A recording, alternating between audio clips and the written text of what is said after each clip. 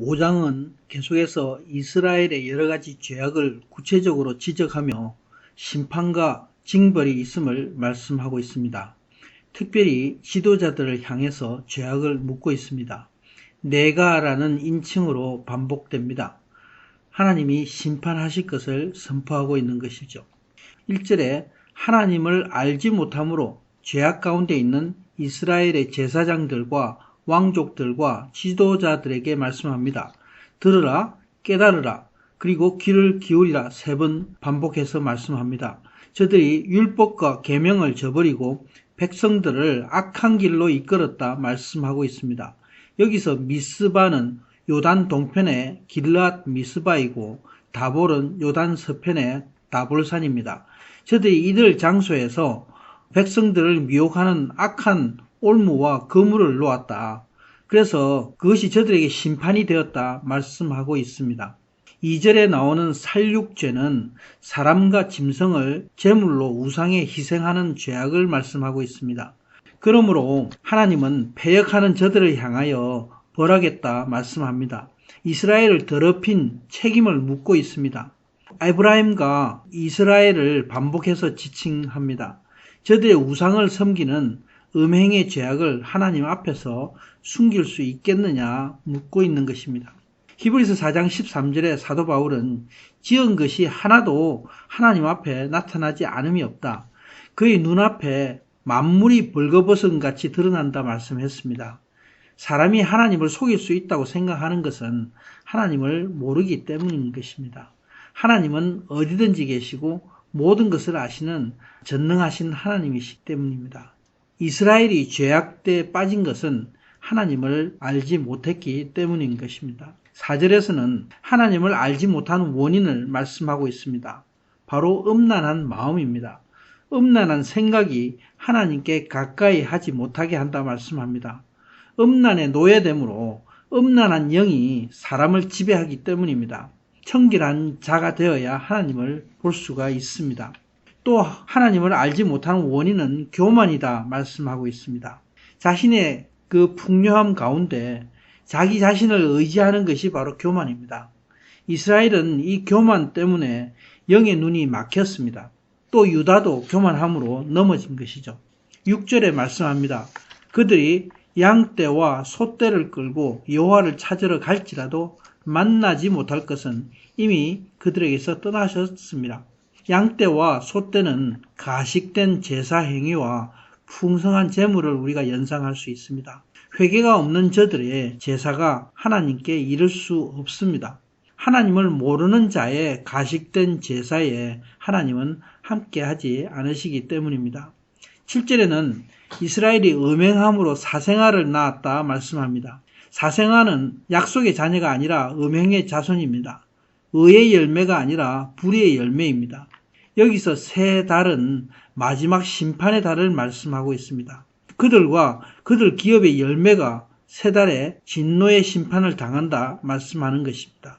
8절에서 15절은 하나님의 진노의 심판이 이스라엘에 있음을 경고하고 있습니다. 8절에서 나팔을 불라 말씀합니다. 기브아에서 또 라마에서 나팔을 불라 2번 반복합니다. 또 베다웬에서 외쳐 소리를 내어 경고하라 말씀합니다.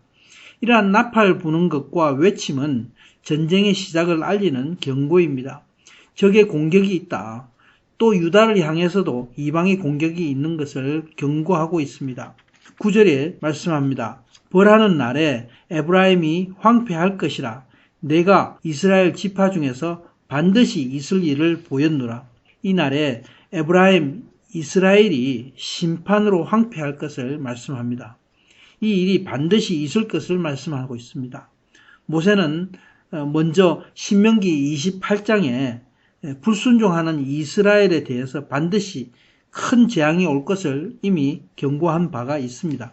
그 이유는 이스라엘의 지도자들의 불순종과 죄악 때문에 그렇습니다. 모든 불법과 폭력, 압제와 탈취하는 죄악들로 인해서 저들 땅이 만연했기 때문입니다. 지계표를 옮기는 것이 그 중에 하나입니다. 지계표를 옮긴다는 것은 불법으로 다른 사람의 땅을 탈취하는 것입니다. 10절에서 내가 저들에게 진노를 물같이 부을 것이다 말씀합니다. 11절에 에브라임이 사람의 명령을 쫓았다 말씀합니다. 그러므로 권력에 학대받고 재판으로 압제받음을 말씀하고 있습니다. 하나님의 명령을 쫓은 게 아니라 사람을 따름으로 그 보응을 받은 것입니다. 12절에 말씀합니다. 그러므로 내가 에브라임에게는 좀 같으며 유다 족속에게는 썩이는 것 같도다. 호세아 선지자는 여기서 특이한 비유를 사용합니다.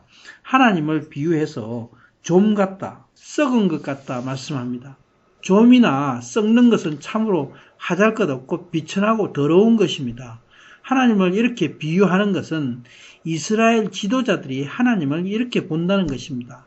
또 저들이 이렇게 하나님을 보는 그대로 저들이 좀이나 썩을 것으로 심판받을 것을 말씀하고 있습니다. 또 13절에서 호세아는 이스라엘과 유다를 각각 병자와 상처난 자로 비유합니다. 이스라엘이 병에 걸렸습니다. 그리고 유다에게는 상처가 났습니다. 그래서 이스라엘이 아수르에 가서 야렙 왕의 도움을 구한다 말씀합니다. 그러나 고치지 못하고 상처도 낫게 하지 못한다 말씀하고 있습니다. 여기서 아수르의 야렙 왕이란 아수르의 한 지역 이름일 수가 있고 아수르의 한 왕의 별칭일 수가 있습니다. 므나헴이 아수르의 불왕인 디글랏 빌레셀에게 많은 은혜 뇌물을 준 기록이 열왕기하 15장에 있습니다. 다만 여기서 야렙 왕에게 사람을 보낸 것은 사람을 의지했기 때문인 것입니다. 이것은 저들의 패역과 죄악된 것이 사람이 고칠 수 없는 영적인 것을 우리에게 말씀하고 있습니다. 호세아는 또 비유합니다. 하나님이 젊은 사자와 같다 말씀합니다. 사자가 움켜가듯이 하나님이 이스라엘과 유다를 탈취하고 징벌할 것을 말씀하고 있습니다. 이처럼 하나님은 이스라엘의 제사장과 왕과 지도자들을 향해서 그들의 죄악과 심판을 선포하였습니다. 그러나 하나님은 이제 징벌하시는 그 목적을 말씀하고 있습니다. 징벌을 받아 고난에 있을 때에 간절함으로 나를 구하라. 내가 돌아올 것이다. 하나님은 저들 지도자들과 이스라엘 향해서 약속하고 있는 것입니다. 죄를 회개함으로 간절히 하나님의 얼굴을 구하라. 온전히 회개함으로 나에게 돌아오라 말씀하고 계십니다. 아멘.